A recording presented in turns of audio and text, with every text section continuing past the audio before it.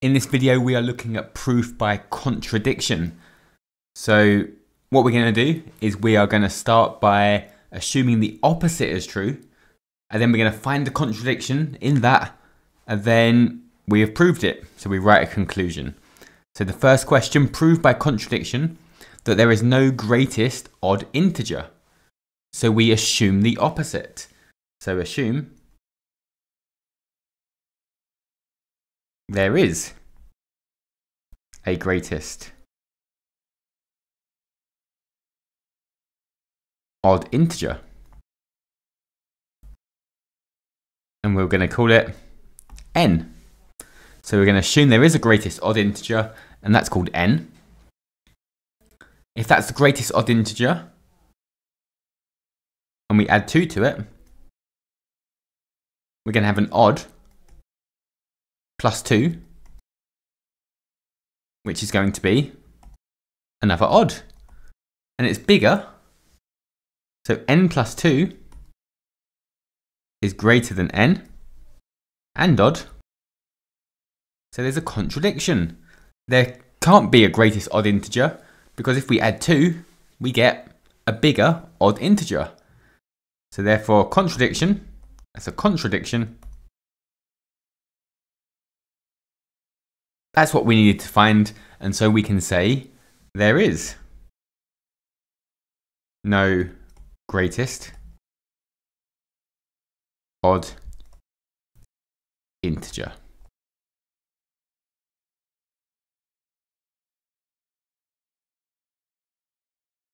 One for you to try. Pause the video, give it a go. So exactly the same thing. Prove that there is no greatest even integer. So assume that there is one. So we're assuming the opposite. Assume there is a greatest even integer. And we'll call it n. If we have n plus 2, we've got an even number plus 2. So an even plus an even is even.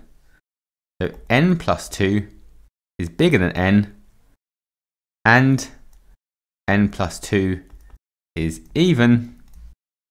That's a contradiction.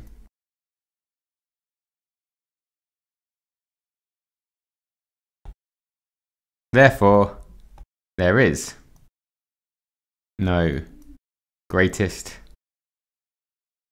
even integer. Okay, another one. Use proof by contradiction to prove that there exist no integers a and b for which 15a plus 10b equals 3. So we can factorize out 5. So we're going to assume, let's start by assuming the opposite. So assume there are integers a and b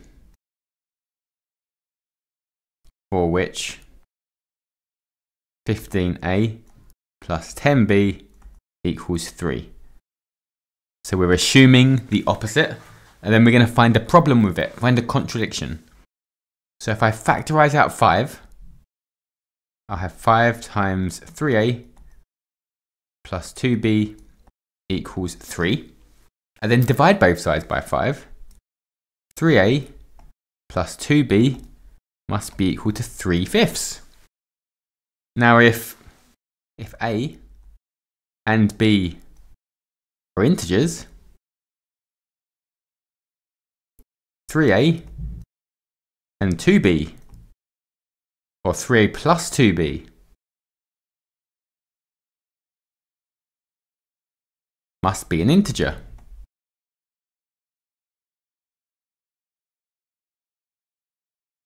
Therefore, this is a contradiction. So an integer can't be 3/5 because 3/5 isn't an integer. It's not a whole number.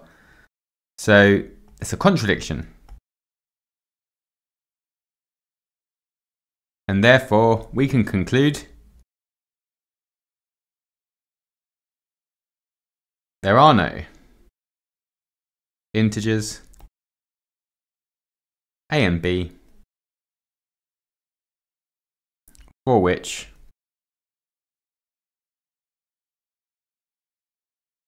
(15a plus 10b equals 3).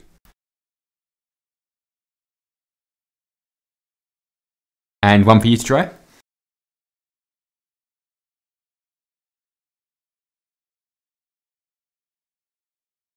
So the same thing, so we're going to assume the opposite. So assume there are integers a and b for which 12a plus 8b is equal to 5. And then let's factorize out 4 this time. We could also factorize out 2, but let's do 4. So 3a plus 2b equals 5. Divide both sides by 4. So we've got 5 quarters. And then, again, if a and b are integers,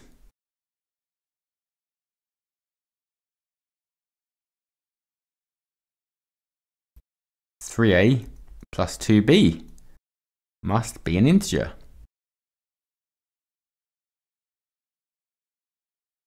So we've got a contradiction.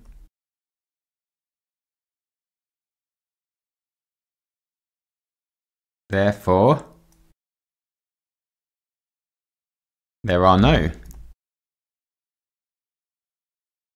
integers a and b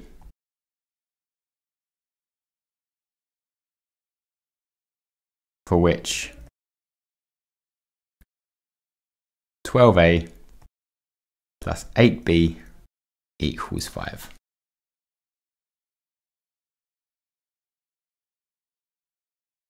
Another one, prove by contradiction that root 2 is an irrational number. So we start by assuming the opposite. So assume root 2 is a rational number, so it equals a over b. So a rational number is a number that can be written as a fraction. So we're going to assume root 2 is a over b, which is rational.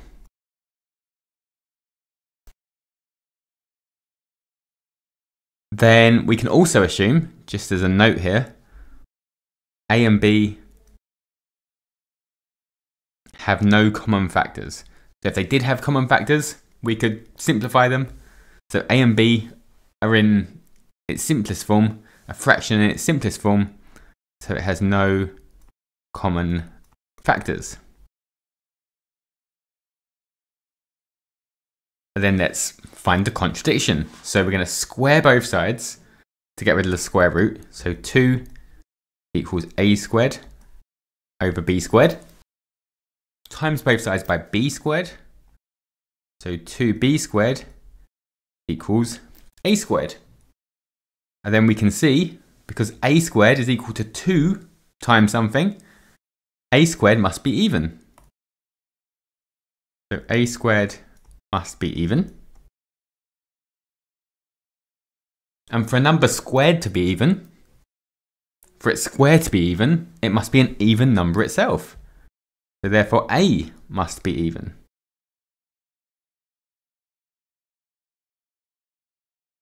So we could say a is in the form 2 times n. So a equals 2n.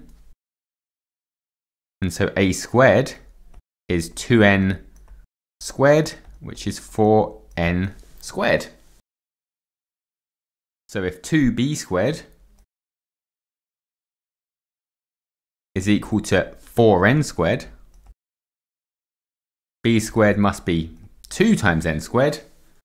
And if it's 2 times something, it must be even. Therefore, b must be even.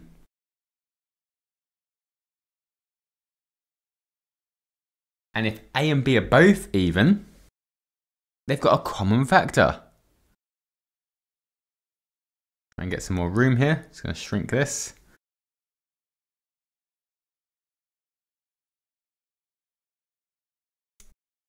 So if A and B are even,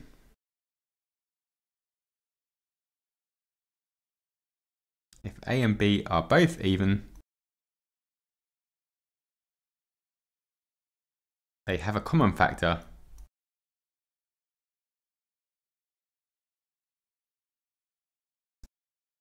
of 2. Therefore, there's a contradiction, because the fraction was in its simplest form, and now they've got a common factor of 2. There's a contradiction, therefore, square root 2 is irrational.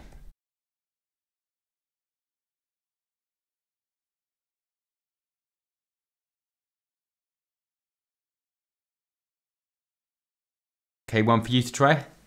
Prove by contradiction that the cube root of 2 is irrational.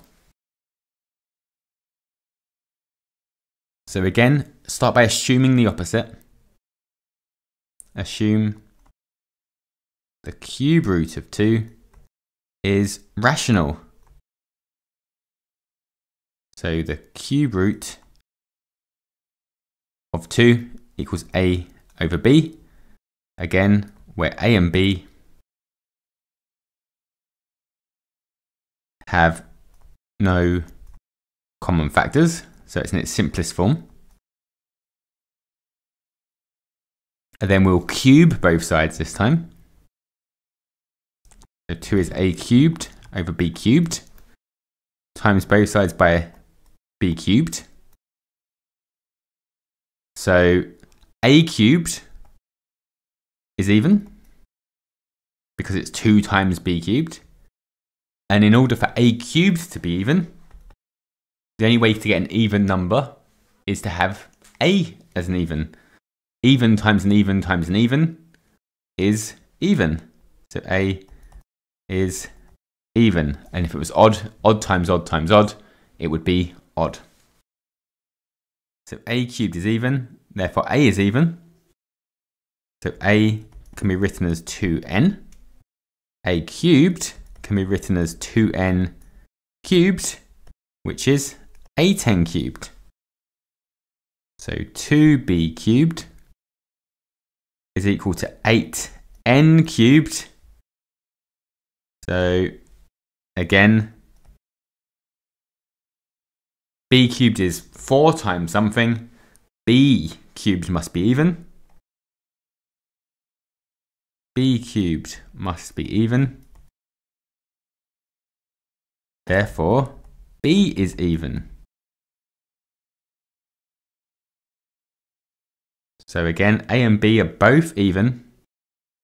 Therefore, they've got a common factor. So if a and b are both even, they've got a common factor of 2. A and b have a common factor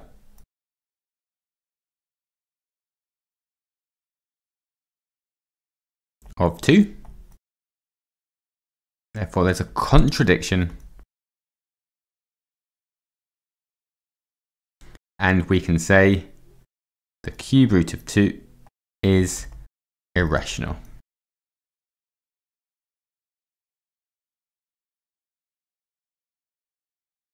Another one, proof by contradiction. So prove by contradiction that there are no positive integers a and b such that 4a squared minus b squared equals 25.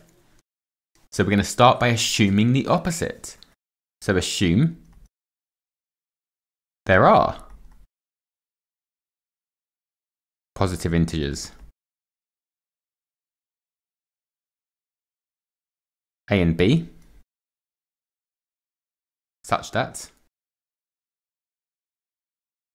4a squared minus b squared equals 25. We can see the difference of 2 squares here. 4a squared minus b squared. So I'm going to use that and write it as 2a plus b times 2a minus b equals 25. So if they are positive integers, what are the options here? So we can either have 5 times 5 or 25 times 1 or 1 times 25. They're the only options we have. We can't have 5 times 5 because b would have to be 0. So, and a would be 2.5.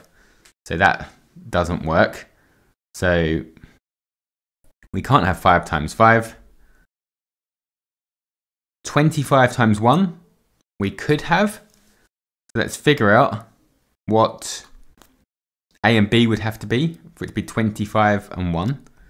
So 2a plus b would be equal to 25. And 2a minus b would be equal to 1. If we solve these simultaneously, we can use the calculator, but add the two equations together. 4a equals 26. A would be 26 over 4, or 13 over 2. Therefore, not an integer.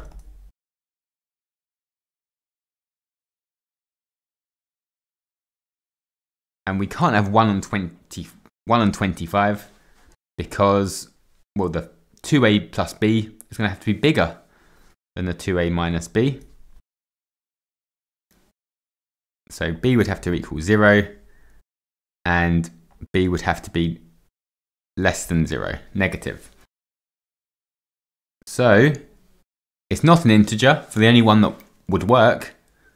Therefore, we've got a contradiction.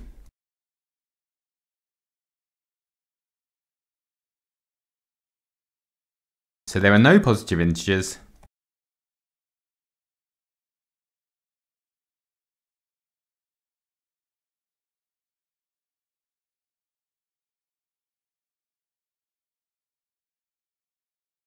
There are no positive integers.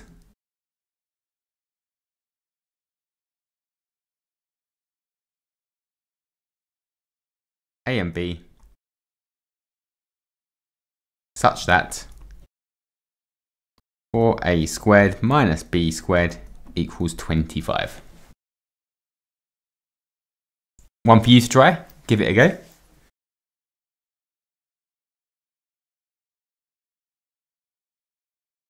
Prove by contradiction that there are no positive integers p and q such that p squared minus q squared equals 2. So again, assume the opposite. Assume there are positive integers p and q such that p squared minus q squared equals 2. And again, we're going to use the difference of two squares. We'd have p plus q times p minus q. So to equal 2, we can either have 2 times 1 or 1 times 2. P plus q is going to have to be bigger than p minus q. So 2 and 1 is the only option we have. Otherwise, q would have to be less than 0 and not a positive integer. So p plus q must equal 2. P minus q must equal 1. Add them together. 2p, or use the calculator to solve them. Either way, 2p is 3. P is 1.5. Therefore, not a positive integer, or not an integer. And that's a contradiction. So we've found the contradiction. We just need to write our concluding statement, which says there are no positive integers p and q such that p squared minus q squared equals 2. And one more question. Prove that if AB is an irrational number, then at least one of A and B is an irrational number. So start by assuming the opposite. So assume that AB is an irrational number. So we're going to assume that A and B are rational numbers. So assume that A and B are rational numbers.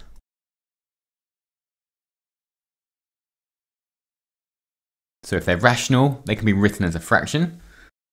So I can say A equals ABC over D.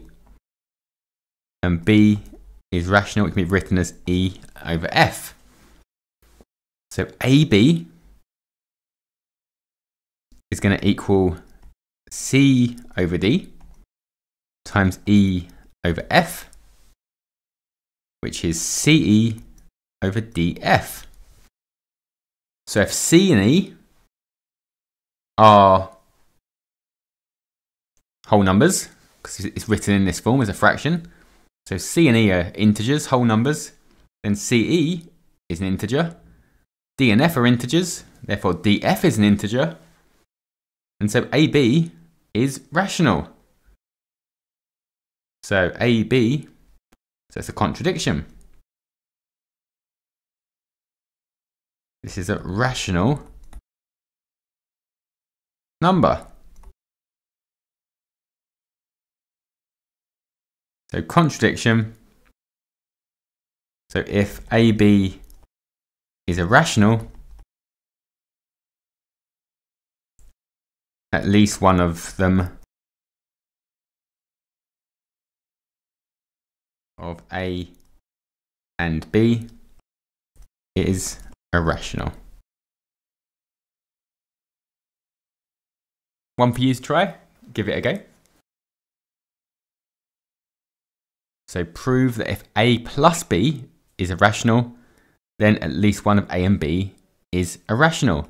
So assume the opposite. So assume that A plus B is irrational and A and B are rational numbers. So A, again, can be C over D. B can be E over F. So A plus B is C over D plus E over F. So to add them, we're going to make the denominators the same. So times top and bottom of C over D by F, CF over DF, times top and bottom of E over F by D, DE over DF. So we have CF plus DE over DF. And again, we've got two rational numbers added together over a rational number, which is rational. So it's a contradiction again.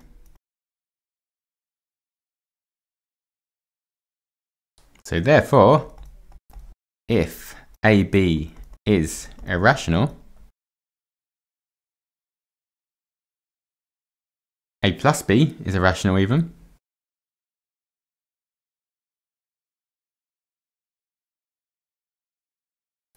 at least one of